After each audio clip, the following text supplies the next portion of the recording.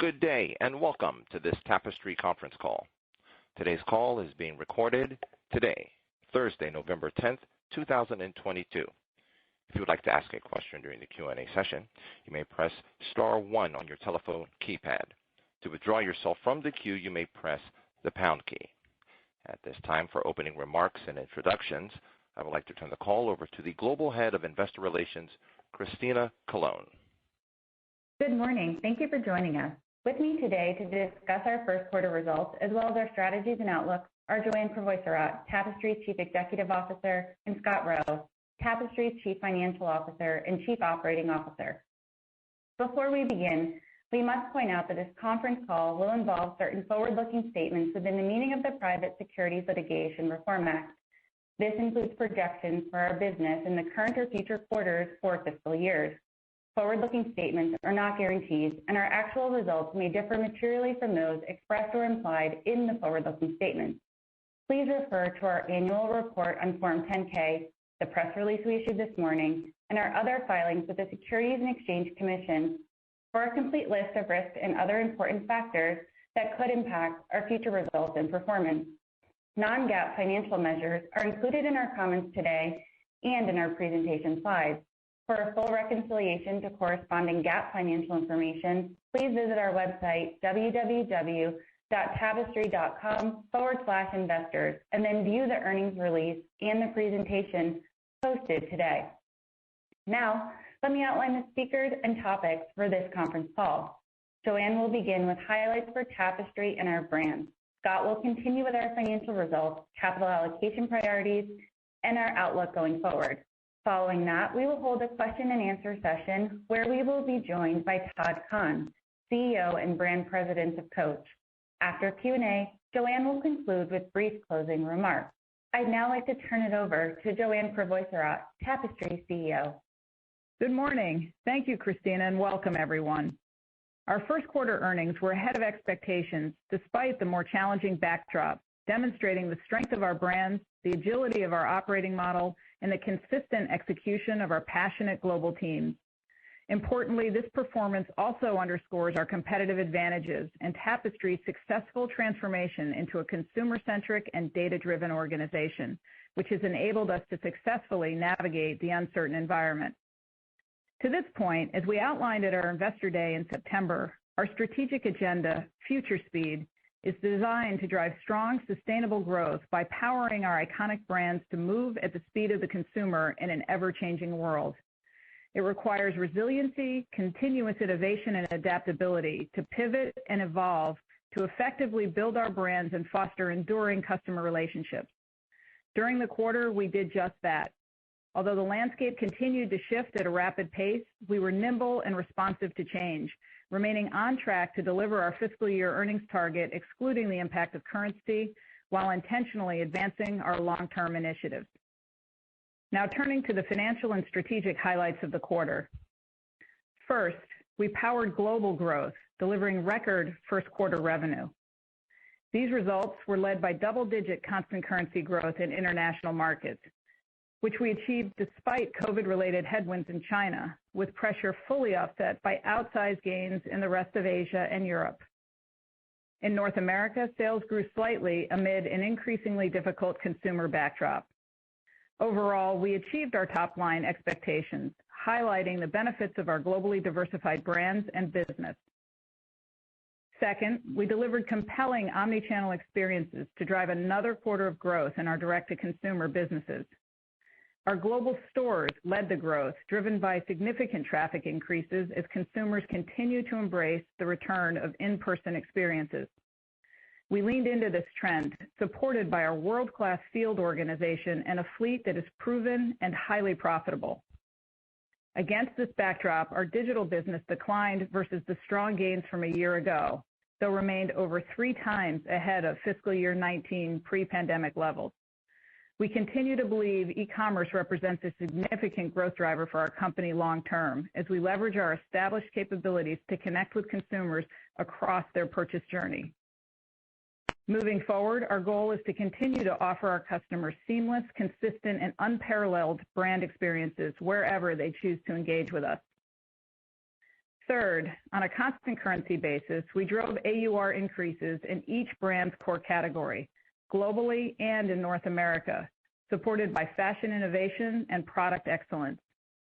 In addition, we continue to use data and analytics to enhance our go-to-market strategies, including assortment planning and pricing optimization, enabled by a deeper understanding of the preferences and drivers of customer purchases. Fourth, we continued to build lasting customer relationships with more active customers shopping our brands in the quarter in North America. At the same time, we drove higher average spend among our customer base, fueled by increases across units per customer, transactions per customer, and purchase frequency. This was a direct result of our marketing efforts focused on improving productivity of our existing customer base.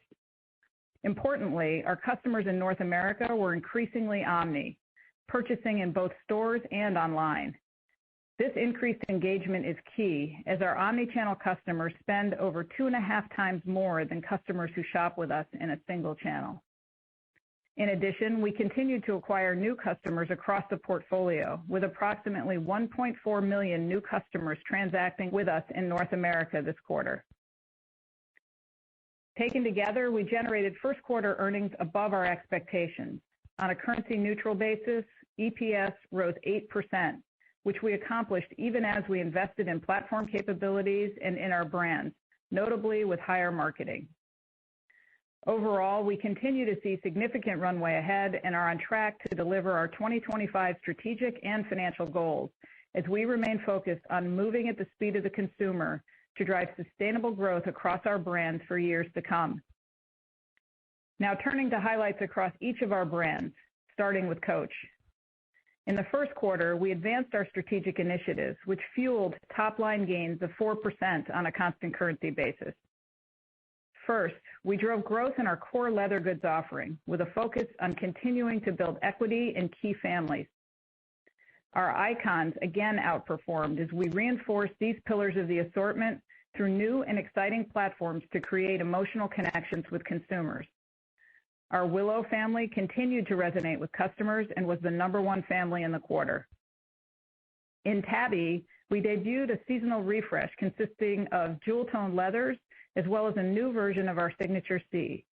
Importantly, we continued to see new introductions reinforce customer demand for the core Tabby style, which remained a top seller globally. And we expanded our Rogue family, which originally debuted in 2016, through a broader, well-balanced, timeless offering. In addition, as a unique take on the style, we launched a limited edition Coachies collection, which featured the brand's heritage details to create playful characters out of the handbags. The novelty collection was extremely successful, underpinned by an AUR of nearly $800, well above our average. During the quarter, we also introduced the new and elevated Bandit family, which outperformed expectations globally at higher than average AUR. Importantly, the Bandit crossbody has proven to be a successful recruitment vehicle, specifically with Gen Z customers. The brand's compelling and innovative product assortment fueled a mid-single-digit constant currency increase in global handbag AUR, including an increase in North America, as anticipated. Second, we focused our marketing investments on brand-building activities to drive connections with consumers, leveraging the brand's purpose. At New York Fashion Week, we were excited to announce Lil Nas X as one of our new global brand ambassadors. Our Courage to Be Real campaign, which launched in early October, has resonated with our core customer base and attracted new, younger cohorts. The campaign has generated high engagement rates, highlighted by user-generated video content with consumers sharing their own Courage to Be Real stories, igniting a conversation around self-expression across social platforms. Third, we drove another quarter of outsized growth in our lifestyle offering, an area of significant opportunity as we know customers that transact across multiple categories have higher lifetime value. In footwear, strong revenue gains were fueled by our new styles, including the Leah loafer and the Lucy sandal, as well as continued momentum in the men's low-line sneaker. These options have been successful with both our core customer and younger consumers. In ready-to-wear, our cut and sew assortment featuring our signature C, Rexy, and Horse and Carriage continued to resonate with consumers, highlighting the importance and resonance of Coach's iconic brand codes. In men's, our core leather goods families, including Gotham, League, Charter, and Hitch, continued to drive our results with success in backpack and messenger silhouettes, while the traction in our field-toed offering showcases the potential of our all-gender assortment. Fourth, we focused on enhancing omnichannel experiences to drive engagement and brand heat, showcasing expressive luxury. We delivered gains in our store business and leaned into experiential brand building through immersive pop-ups across the globe. We debuted our Mint and Surf collaboration through a 360-degree campaign, anchored by a disruptive space in Lower Manhattan aimed at attracting a new and younger audience through partnerships with influencers and interactive programs. And in Korea, we created a localized pop-up to celebrate Coach's legacy through the lens of a quintessential American neighborhood, featuring an interactive post office, coffee shop, and bakery. Additionally, we were excited to launch our first ever virtual store just last week to kick off the holiday season, a nod to our focus on the omnichannel experience and our test and learn agenda. The store was inspired by a nostalgic gift shop and allows guests to move through themed rooms to shop the holiday collection. Looking ahead, we're continuing to prioritize long-term brand health and remain disciplined in our approach to discounting amid an increasingly promotional environment. To this end, this holiday, we're focused on winning with consumers through emotional product and storytelling, including impactful visual installations in stores. Specifically, we will offer innovation across the assortment, including the relaunch of Demi, a classic icon from the brand's archives, as well as differentiated capsule collections and collaborations. And we're building on the momentum of the recent launch of the Courage to Be Real campaign. Coach's holiday marketing is inspired by its unique heritage and purpose and highlights the timelessness of the brand in a fun and joyful way. Our campaigns will feature our global ambassadors and will be amplified with high-impact placements, notably on social channels such as YouTube and TikTok. In closing, Coach is an iconic brand, and we are committed to continuing to grow in a healthy, sustainable way. In its next chapter, we are bringing expressive luxury to life to engage with a modern consumer through emotional brand storytelling and product innovation that allows for self-expression. We believe this builds on our recent momentum and the best of Coach's past while taking the brand to new heights in the future. Now moving to Kate Spade. In the first quarter, revenue rose 10% in constant currency, led by a 7% gain in North America and 23% growth in international markets. Overall, we're harnessing the power of the brand to fuel multifaceted growth by focusing on three priorities: becoming more emotional, more lifestyle, and more global. During the quarter, we made progress against these strategic priorities. First, we continued to amplify our key handbag platforms while simultaneously launching emotional newness. We saw continued traction in our #1 Knot collection. In addition, new platforms such as the Katie family resonated with both new and existing customers and outperformed expectations. Looking ahead, we're continuing to build out these platforms as we create iconic families for the brand. At the same time, we introduced new on-trend handbags, including exciting fashion shapes such as boxy. Importantly, this style was a recruitment driver, bringing younger, more diverse customers to the brand. Within our novelty assortment, which remains a unique and differentiating factor for Kate Spade, we launched Lady Leopard, an elevated yet highly wearable offering that performed well globally. In fact, the Lady Leopard tote was a top-performing style during the quarter with an AUR of well over $400. Together, the success of our product offering supported the brand's handbag AUR growth of low single digits at constant currency, including gains in North America. Second, we expressed the unique world of Kate Spade through distinctive storytelling and engaging campaigns to fuel brand heat. Our fall campaign was centered on our townhouse theme and featured local activations showcasing the full lifestyle offering of the brand. We also experimented with our first foray into the metaverse with our digital townhouse. In addition, we were excited by our return to New York Fashion Week in September to debut our upcoming spring-summer collection amid a wide array of female influencers that embody the brand's purpose. And we continue to increase our reach on social channels, focusing on the younger audience through platforms such as TikTok, Pinterest, and YouTube. Third, we built on the strong foundation of our lifestyle positioning and delivered high single-digit growth across ready-to-wear footwear and jewelry. As we've shared previously, these categories foster deeper connections with customers, supporting higher lifetime value and global expansion. To this end, growth in lifestyle contributed to Kate Spade's increase in average customer spend in North America. Fourth, we delivered growth in North America while fueling significant sales growth internationally, in keeping with our long-term goal of expanding the brand's global reach. To drive brand awareness and increase engagement in key regions, we hosted localized and relevant events to bring our Fall Townhouse campaign to life. For example, at our Ginza store in Japan, we created an immersive pop-up highlighted by live music, well-being discussions, and flower arranging workshops. And just last month, we launched a new store design concept in Singapore. The environment is elevated and luxurious, while at the same time warm and inviting, a representation of the brand. The initial performance has been strong, and we intend to leverage this format for our new store openings going forward. Looking to holiday, we will connect with consumers by leading with emotion in everything we do. We're continuing to build iconic handbag styles with the expansion of key families, including the best-selling Knot collection and the new Katie family, as well as the introduction of Gramercy, an elevated core platform which will include a chenille monogram. We're also offering emotional newness within novelty, including a zebra animal print and playful candy-themed styles. And we'll continue to fuel lifestyle with an emphasis on jewelry, footwear, and ready-to-wear, capitalizing on our recent success. To amplify our compelling product offering, we're continuing to lean into emotional storytelling. We just launched our Have a Ball marketing campaign, which reinforces Kate Spade's Joy Colors Life mantra in a celebratory spirit to drive gifting and self-gifting. We're also focused on driving engagement with consumers across channels in new ways. For example, in key cities, we're bringing local influencers together with our store associates to co-create content highlighting a full range of products.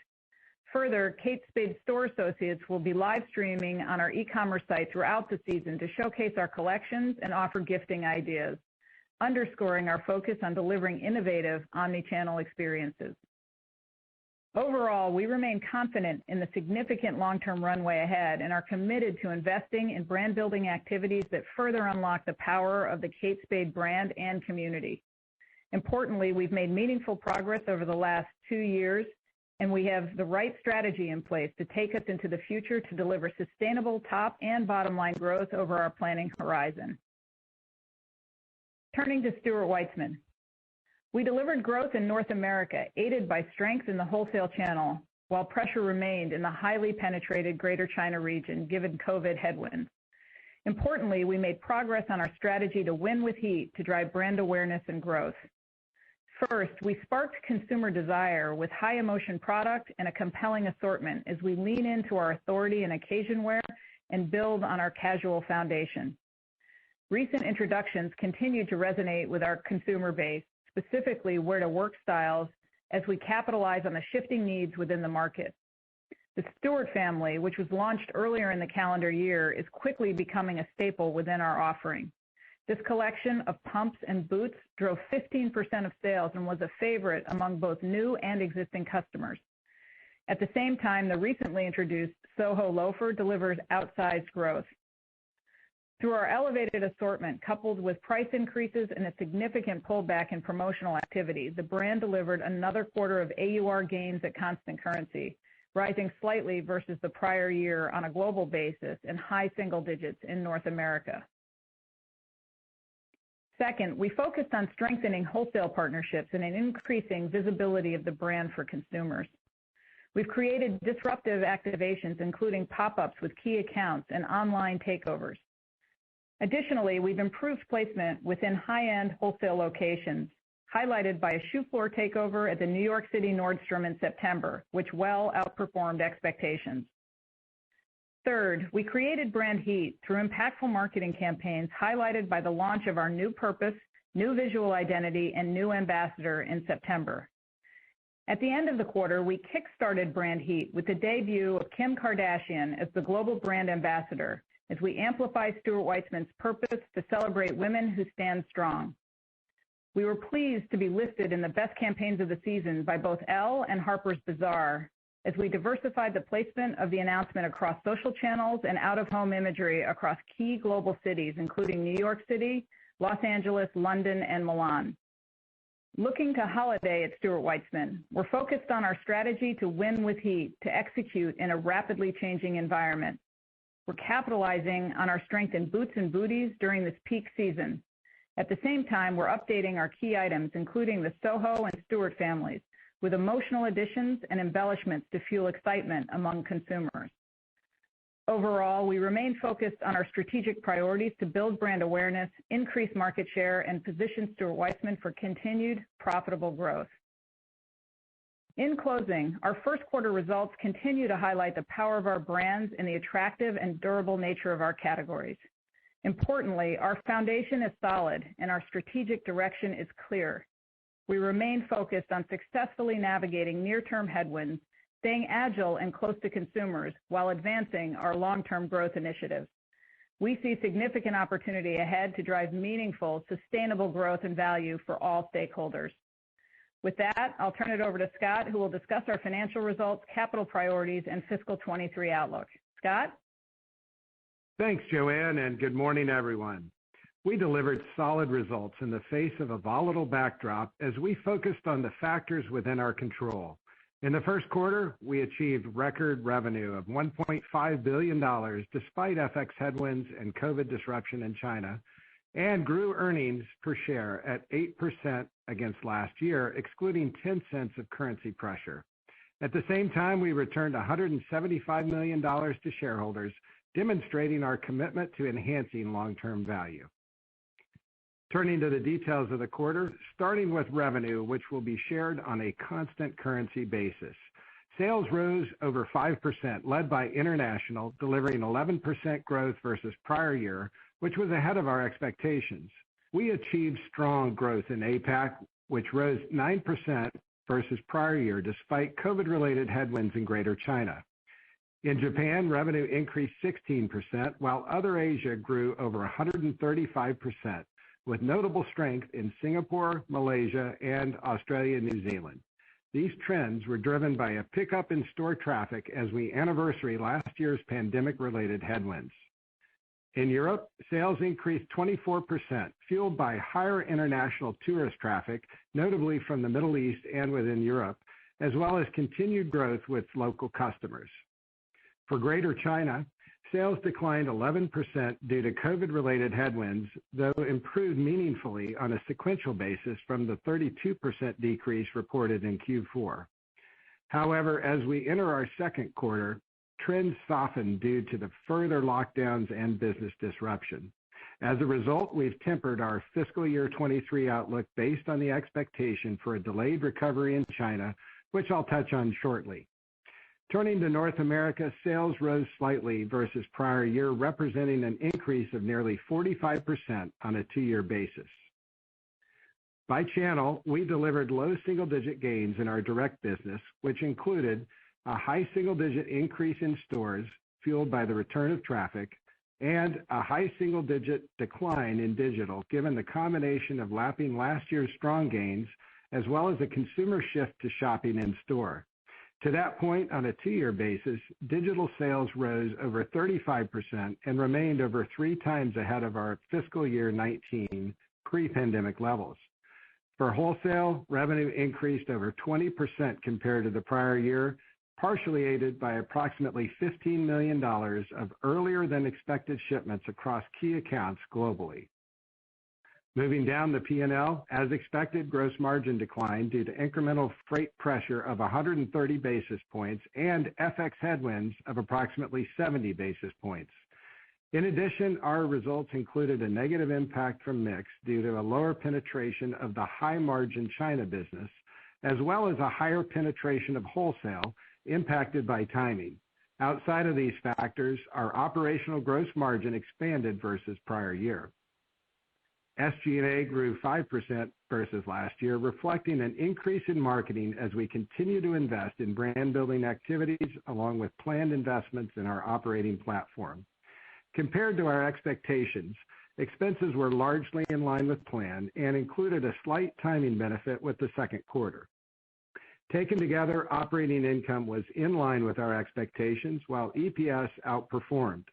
The primary contributors were a 5-cent benefit related to timing with the second quarter, as well as a 3-cent tailwind from a favorable tax rate, which offset incremental FX headwinds of 3 cents in the quarter. Now turning to our balance sheet and cash flows. As expected, we ended the quarter with $557 million in cash and investments and total borrowings of $1.68 billion. There were no borrowings outstanding under our $1.25 billion revolver. Free cash flow for the quarter was an outflow of $198 million, including CapEx and implementation costs related to cloud computing of $45 million. As anticipated, inventory at quarter end was 39% above prior year, including an increase in in-transits of nearly 50%, impacted by longer lead times. Overall, we're pleased with the makeup of our current inventory, which is highly penetrated in core and seasonless styles. We are well positioned into holiday and continue to expect to end fiscal year 23 with inventory up single digits compared to the prior year, as we've taken proactive measures to align our second half inventory receipt plans with our updated revenue outlook. Moving to our capital allocation priorities, we continue to plan for approximately $1 billion in shareholder returns in fiscal 2023, which includes share repurchases of $700 million, including $100 million bought back in the first quarter as planned, and dividend payments totaling approximately $300 million. This is based on an annual dividend rate of $1.20 per share, which represents a 20% increase over the prior year. Overall, our priorities are unchanged and consistent with what we outlined at our recent Investor Day. First, we're investing in the business to drive long-term profitable growth, and second, we're returning capital to shareholders through dividends and share repurchases. In the future, we believe our platform is scalable and would evaluate M&A that is accretive to our organic TSR opportunity. Now moving to our outlook for fiscal 2023. We're updating our full-year earnings outlook to reflect a 20-cent FX headwind from further strengthening of the U.S. dollar. On a currency-neutral basis, our EPS guidance is unchanged, but reflects our latest thinking across 3 areas of the business. First, we've incorporated a more modest revenue outlook in North America and Greater China, partially offset by momentum in other Asia and Europe. Second, we're planning for an additional SG&A savings through proactive expense management and variable expense reductions. And third, we expect a favorable tax rate for the fiscal year. Our ability to maintain our earnings outlook on a currency-neutral basis, despite the volatile external environment, highlights the resiliency and agility of Tapestry's operating model. So let's run through the details of our outlook.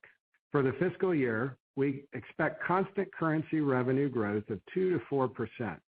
On a reported basis, we anticipate sales to be in the area of $6.5 to $6.6 billion, which represents a slight decline compared to the prior year, including roughly 450 basis points of FX headwinds. Touching on details by region at constant currency, in North America, our guidance contemplates low single-digit declines throughout the balance of the year, in line with the Q1 trend for our direct business. In Greater China, while we continue to expect growth for the fiscal year, we now anticipate a delay in the recovery compared to our prior assumption. In Japan and Europe, we expect low double-digit gains, while other Asia contemplates growth of over 30%. In addition, we anticipate a year-over-year operating margin decline of over 70 basis points, which now incorporates the expectation for FX pressure of roughly 120 basis points compared to our prior outlook for 100 basis points of impact. We expect the majority of this FX headwind to flow through the gross margin line.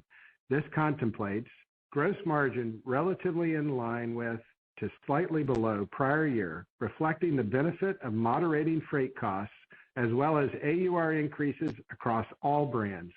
We expect these tailwinds to be offset by the previously anticipated rising input costs for materials, as well as the negative impact of FX, as mentioned. On SG&A expenses, we anticipate modest deleverage for the year, reflecting continued investments in growth drivers, including in digital and the planned 2023 opening of our new fulfillment center in Las Vegas, partially offset by proactive actions we're taking to reduce our expense base, as mentioned previously. Moving to below-the-line items, net interest expense for the year is anticipated to be approximately $30 to $35 million, a significant decline versus fiscal year 22, reflecting the benefit of our recently executed cross-currency swap agreements. Tax rate is expected to be approximately 20%. This represents an increase against last year, primarily due to the anticipated geographic mix of earnings. Weighted average diluted share count is expected to be in the area of 242 million shares. This reflects approximately $700 million in share repurchases expected in the fiscal year, as noted. So taken together, we project EPS of $3.60 to $3.70, representing mid-single-digit growth compared to the prior year, which includes a year-over-year currency headwind of approximately 50 cents. Finally, we continue to forecast CapEx and cloud computing costs to be in the area of $325 million. We anticipate approximately half of this spend to be related to new stores and renovations, primarily in China, with the balance dedicated to our ongoing digital and IT initiatives, including investment related to our new fulfillment center in Las Vegas. As previously outlined, given the volatile environment and last year's atypical comparisons, we continue to expect significant variability by quarter. Specifically, we expect revenue and earnings growth to be back half weighted, helped by the planned return to growth in Greater China beginning in the third quarter. In addition, we will anniversary the substantial incremental headwinds from freight beginning in the second quarter, providing a tailwind to margin. For the second quarter in total, we expect revenue to decline low single digits in constant currency, which includes Greater China sales to be in the area of 10% below prior year, largely consistent with the Q1 trend. On a reported basis, we anticipate global sales to be down mid-single digits compared to prior year, including a negative impact of approximately 450 basis points from FX. We expect EPS of approximately $1.25, which includes a currency headwind of approximately 15 cents versus last year, as well as the previously mentioned timing impact with Q1 of 5 cents. So in closing, we delivered first quarter results ahead of expectations and maintained our earnings outlook for the year, excluding the impact of currency. This is a testament to the resilience of the categories where we play, the strength of our brands, the benefits of our transformed, globally diversified business model, and our talented teams around the world. Importantly, we remain on track to return $1 billion in cash to shareholders in fiscal year 23, consistent with our prior outlook. As we look forward, we are focused on successfully navigating near-term volatility while delivering against long-term strategies as outlined in our recent Investor Day. And now I'd like to open it up to your questions. At this time, if you would like to ask a question, please press star one now on your telephone keypad. To withdraw yourself from the queue, you may press the pound key. Again, that is star one to ask a question. We'll take our first question from Bob Drbul of Guggenheim Securities. Hi, good morning. Congratulations, on the first quarter.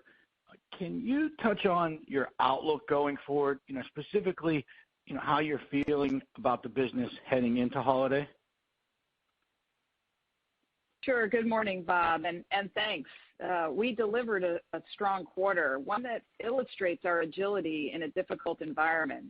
In the first quarter, we delivered record revenue, and we drove AUR increases across all of our brands, which indicates we're driving healthy growth across the portfolio.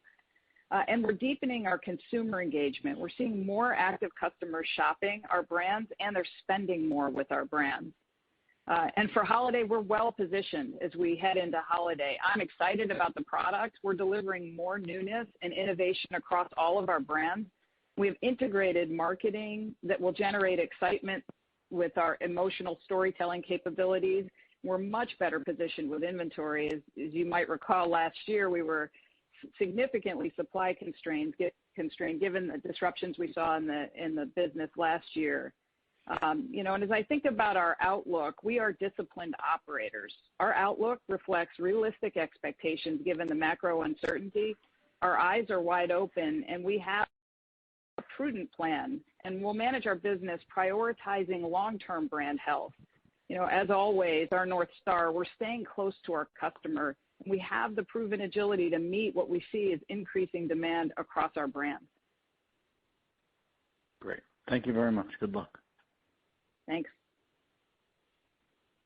We'll take our next question from Ike Boruchow of Wells Fargo. Hey, good morning, guys. Scott, just wanted to follow up to Bob's question. Can you unpack the guidance a little more? I think you broke it out a little bit on North America and China being weaker in constant currency versus your original plan. Kind of just curious, what exactly was the plan before versus today? And then as you kind of approach the guide, do you think this is appropriately de-risked based on what you're seeing in the market, level of conservatism built in? Anything there would be great. Sure, Ike. Good morning. I'm happy to take that. So first of all, maybe a little bit of context or a reminder, really, what our basis for guidance was coming into this year 90 days ago.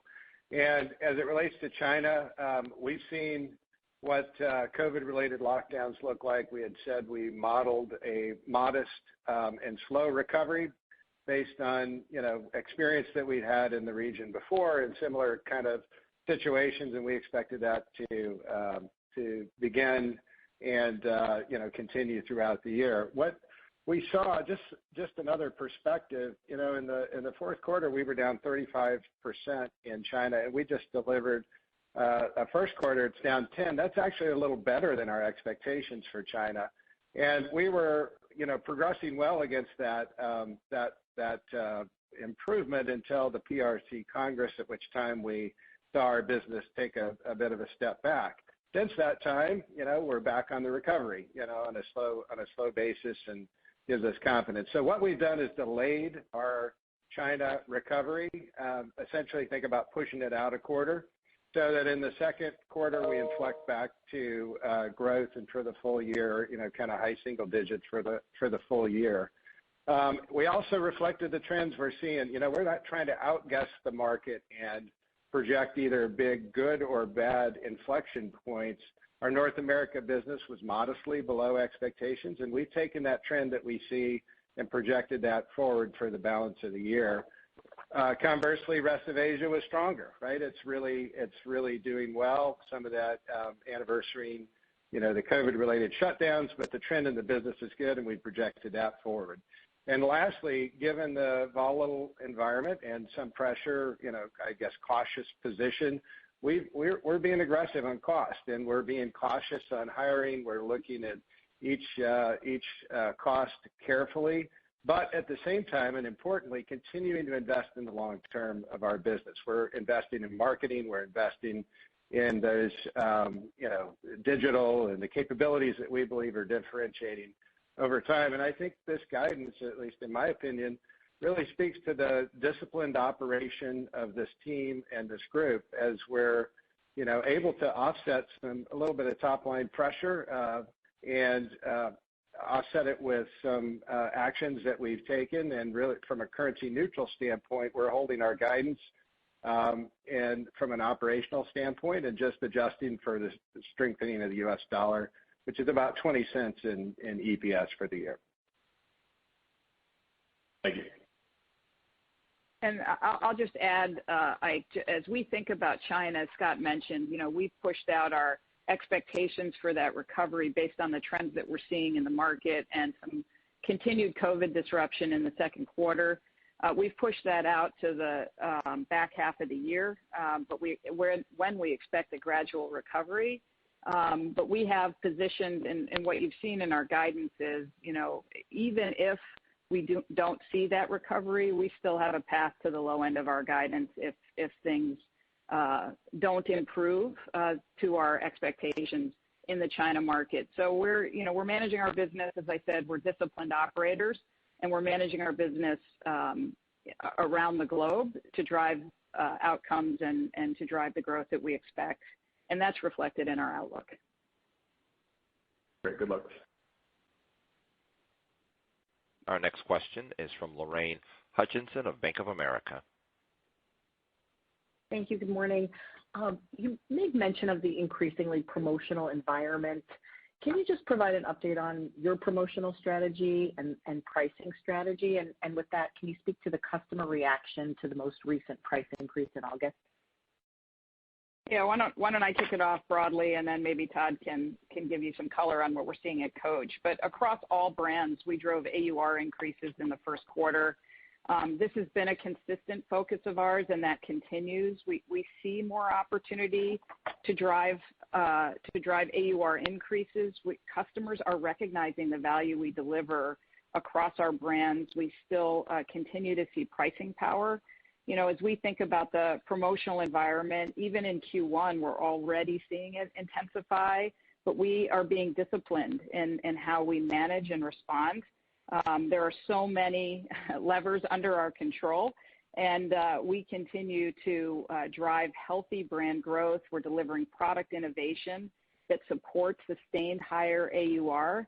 You know, the second quarter is always promotional. We expect there will be promotions, but we also expect to be disciplined and as we go through the balance of the year to continue to drive AUR growth. But Todd, why don't you add color on what you're seeing at Coach? Thank you, Joanne. I think what you saw in the first quarter and what we had anticipated was a return to increasing AUR and in handbags, and we did that both in North America and globally. We achieved that, one, through price increases, tickets, and also we were very disciplined in our promotional cadence. We have not seen any pushback from our customers on our pricing increases, and I think it comes down to three reasons. One, the innovation in our product. That has really set us apart from so many of our nearing competitors. Second, the compelling and our purpose-led brand storytelling through our expressive luxury lens. And as we start giving that life, the product really and the brand sets itself out in a different format than perhaps others. And then third, when we think about the inherent value of the Coach brand, even after 3 years of AUR growth, we compare our price points to traditional European luxury. The delta today is greater than any time in our history. So the intrinsic and inherent value that our clients are seeing is there. So we're excited by this path and the journey we set out, and we anticipate seeing further AUR growth throughout our fiscal year. Thank you. Our next question is from Matt Boss of J.P. Morgan. Great, thanks. Joanne, so could you speak to new customer acquisition trends and more so underlying demand trends that you saw in North America as the first quarter progressed? Any material change in customer behavior you've seen in North America so far in the second quarter at direct-to-consumer or wholesale? And Scott, just in North America, if you could just elaborate on the change that you're making in terms of the back half of the year trend rate from a constant currency revenue perspective, maybe relative to what you were thinking 3 months ago. Yeah, let me start with the consumer and what we're seeing, Matt. You know, we're continuing to see and welcome new consumers to our brands, 1.4 million new customers in North America.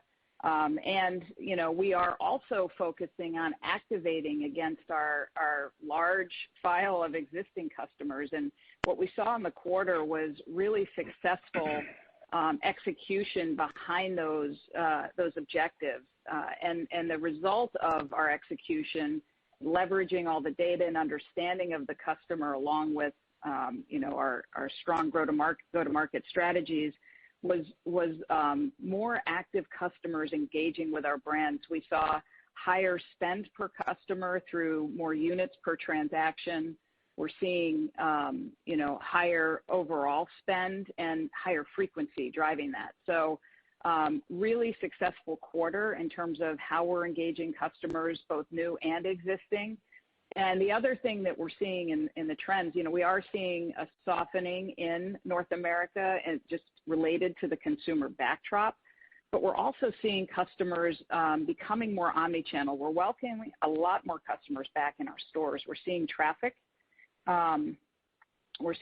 Increase to our store channel, and we're thrilled to be welcoming more customers back to our stores because as we grow this omni-channel customer, a customer who shops across both channels, we see that customer being much more productive, spending 2.5 times more. So in terms of the consumer, while the backdrop we see is softening, and we've seen that in the macro environment, we are seeing strength in terms of how we engage consumers and how they're spending, and it's a good sign for us in the future in terms of our ability to drive lifetime value as we increase our omni-channel customers. And I just want to add one thing for the Coach brand. Since our Courage to Be Real Little Nas campaign, we've seen an increase in new customers. Now, we're only a month in, so I don't want to start calling full success, but we've seen a material positive change from our September to October new customer acquisition. And we do believe it is because our campaign is resonating. Yeah, and Matt, just to address your question directly as well, it's about $200 million is the impact of the moderation in North America, and that takes us from a prior guide of low to mid-single to down slightly, which is in line with the trend that we see today. Wholesale timing can change that to, we were up slightly in the first quarter, so there's a little noise quarter to quarter. But I think the important thing, being 90% direct to consumer, is the trend that we're seeing in Q1 is what we projected. And to the earlier comment, we're not trying to be heroic. We're not trying to outguess the market. We're trying to reflect the what we see on the ground today on a go-forward basis, and we're making prudent and appropriate adjustments accordingly in order to maintain the currency neutral guidance as we said earlier.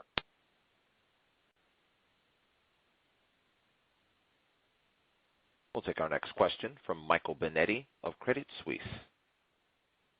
Hey guys, thanks for the help here. So I know Lorraine mentioned you raised price by 6% in August. You got the AUR back to positive.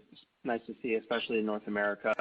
What are you contemplating for North America I guess through the year, but as you look to calendar 23, you have a competitor saying they're going to raise prices in spring, but pause after that. And I guess more near term, resale platforms are saying they're seeing signs of trade down. I think some of the luxury department stores are saying that they're seeing aspirational customers that entered the luxury categories over the last few years start to slow. I'm curious about how the push and pull of that affects you as an aspirational brand. Yeah, we have. I'll kick it off, and maybe then Todd, you can add some color. We are not reacting to what's happening outside, but are really focused on engaging consumers. Our focus is on running our business in a healthy way and delivering the value that our consumers expect, and that's a strategy that has been working for us over many years. Over the last 3 years, we've really focused on the things that we can control and delivering great value for our consumers. There are a lot of dynamics that are playing out in the business. At the end of the day, our brands represent tremendous value in the marketplace from consumers, and we're seeing pricing power. And we intend to continue our focus on delivering innovation, leveraging data to understand our consumers even better. And we do see opportunity to continue to drive price and AUR through this year, and as we deliver into the future, driving margin accretion as well. So, Todd, I'll let you add some color on what you're seeing in your plans for the Coach brand.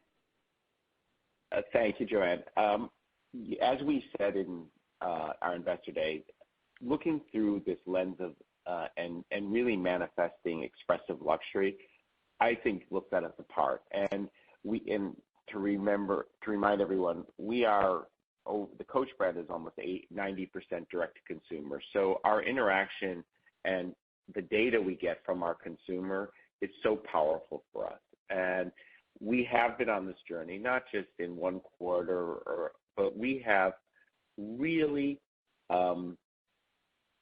focused on our growth on AUR and driving promotional cadence down materially.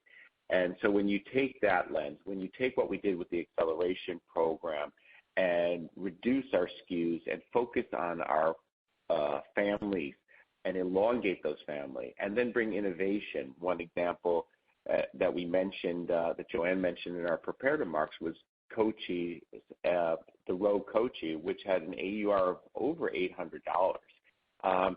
And that goes to the fact that at the end of the day, emotion will always trump price.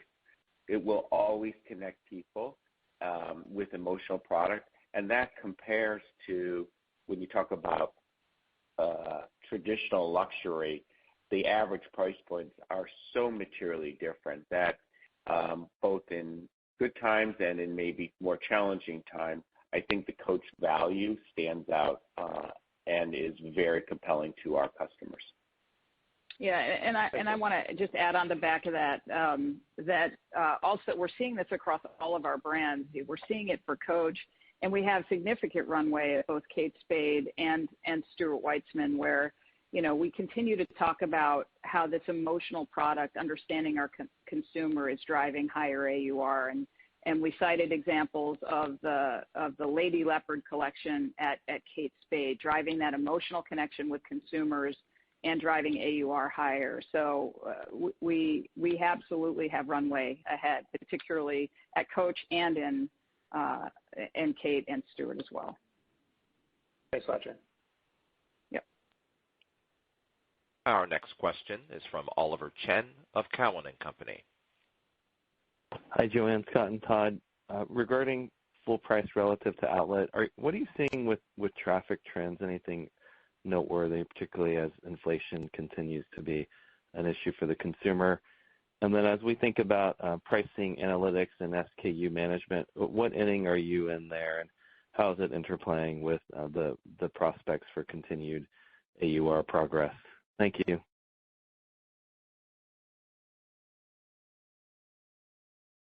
So why don't I start, and then Joanne, since you used the baseball metaphor, we'll clean up afterwards. But you know, we're seeing great traffic in both channels, particularly in stores. And as we've seen, the consumer in North America is returning to stores. And one of the things we like about our model is stores are highly profitable for us. Digital is highly profitable for us, and we're looking to maximize the opportunity, be where the customer wants to be. And we also love having them back in our stores because the opportunities to upsell and to create that connectivity is always most significant in the store format. In terms of innings, you know, I think we're more at this point cricket than baseball. This is a long, long game that we're going to be playing, and we are going to continue to find opportunities to continue to drive value, and I think we will have pricing power at Coach for a very long period of time, and we're also really extending the full lifestyle of the brand, and that opportunity, as we've talked about in men's and footwear and ready to wear and all gender programs, is really where I see us winning in the future. And Oliver, you know, I think you touched on our analytics platform and how that's helping us drive. These are programmatic changes that we've made to really leverage the vast amount of information we have about our customers. We're learning about our customers, and we will continue to leverage that in managing our assortments. Our SKU productivity is at some of the highest levels we've seen because of these new capabilities. Importantly, as we optimize our assortments, we're understanding at a customer level where the assortment is resonating, what items are great recruiting tools for new customers and some of our target customer groups. We talked about the Bandit as a great recruiting tool for the Gen Z consumer. So it's informing so much of our execution, as well as analytics around pricing. I would say we're still in early innings. I like Todd's reference of cricket versus baseball. We think about it as an infinite game. And the more we learn about consumers, the more we're able to deliver against what they value, and the better we are at executing and delivering AUR increases and growth overall for our brands. Okay, and lastly, future speed. Where do you see the most opportunity for continued agility as test, read, and react, and lead times are just so important to manage dynamically? Thanks a lot. Best regards. Yeah, thank you. Speed and agility is really the name of the game, and it has been for the last couple of years. I think we've been exercising those muscles for a few years and continue to perform. We're seeing demand trends shift around the globe with real outperformance in rest of Asia. The fact that our international business was up double digits, including China, overcoming the drag that we're seeing because of the COVID disruptions there, I think is a testament to our ability to react and respond to the changes we're seeing around the world. And as we think about the drivers of future speed, it starts with deepening engagement with our consumers. We saw that in the first quarter. We're also delivering product innovation and excellence. We're building a more omni-channel business. We're seeing that with our customers coming back to our stores, seeing increasing omni-channel, and we're driving global growth. So all of the pillars of our future speed strategy are intact, and we believe that is the unlock for future growth and value creation. Our next question is from Mark Altschwager of Baird. Thank you. Good morning. I'll focus in on Kate here for my question. Nice acceleration in sales growth there, including North America. So just curious, any other call-outs and what drove that positive divergence, and whether you're also baking in softer North American trends for that brand over the balance of the year. And then just switching to margin, SG&A did track a little bit higher than sales there. Just any other color you can share on the operating margin range that's embedded in your guidance for the year at Kate. Thank you. Thanks, Mark. Let me start, and then I'll flip it to Scott to unpack some of the margin drivers. But overall, we continue to make progress at Kate Spade. We're really pleased with the growth we delivered, 10% constant currency, including growth in North America. We're seeing strength across the globe and in Japan as well. It's a continuation of our focus on customer centricity and brand building. We're focused on being more emotional, more lifestyle, and more global, and we saw all of that come to play in the quarter. Continued success in our assortment. We've continued to deliver innovation, but also we're seeing traction behind our core offerings, so that continues to be a good sign, and the AUR growth is a good testament to how the customers are responding to the innovation that we're delivering at Kate Spade. So we feel, really good about the progress we're making there. We continue to be confident, and we're on track to deliver our $2 billion goal and beyond at high teens operating margins.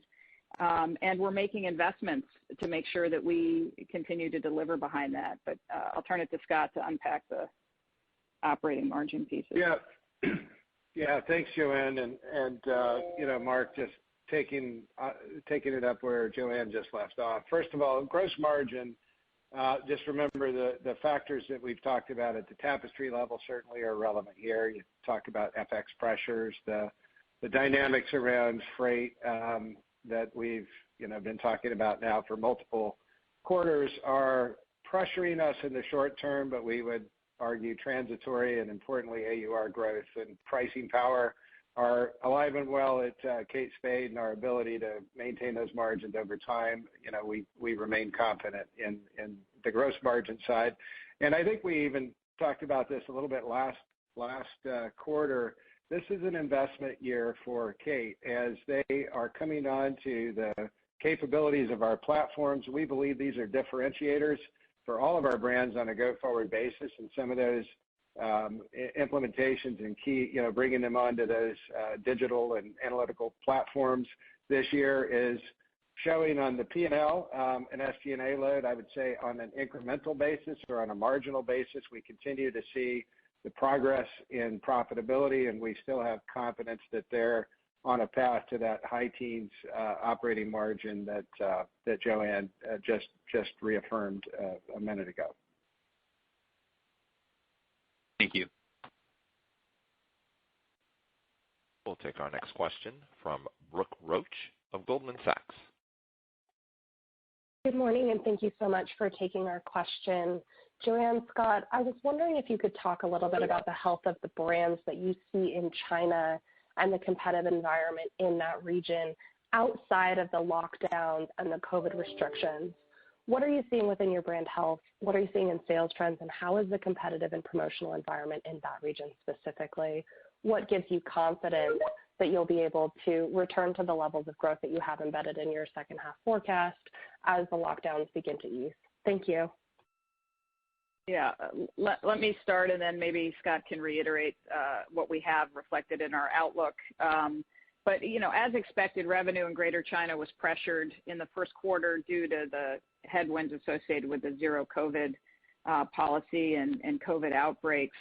We do now expect a delayed recovery. We had been calling for a recovery in the market. We're shifting that out a quarter, but we continue to expect growth for the full year. And remember, as we get into the back half of our year, we'll start to lap some of the lockdowns from a year ago. But our view on the long-term opportunity in China hasn't changed. We continue to see significant long-term opportunity across each of our brands. I think an important data point is in this lead up to the Double 11 holiday, we continue to see strong engagement with our brands in their channels. And our brand health signals in the market, we continue to do a lot of research in the market. Our brand health signals are still good. Our long-term thesis is intact. We're managing through, some headwinds, and that's been reflected in our outlook. Yeah, really not much to add, except I would just say, Brooke, that, also from an inventory positioning, quality and quantity, as we've taken it down, we've also been proactive in our adjustments and rebalancing of inventory. So, we feel pretty good about the inventory situation also in China as we even with the adjustments that we've made.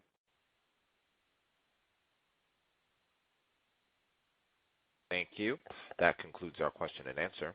I will turn it over to Joanne for some concluding remarks. Thank you, and thank all of you for joining us and your interest in our story. We delivered a better than expected quarter and maintained our earnings outlook for the year on a currency neutral basis. A real big thank you to our teams around the world who continue to drive our results. Our performance highlights the strength of our brands and our ability to effectively navigate near-term challenges by staying agile. And we remain focused on delivering for our customers through the holiday season and beyond. Most importantly, we have a clear strategy to drive significant long-term sustainable growth across our portfolio, and we're confident in the runway ahead. So thanks, everyone. Have a great day. This does conclude the Tapestry earnings conference call. We thank you for your participation.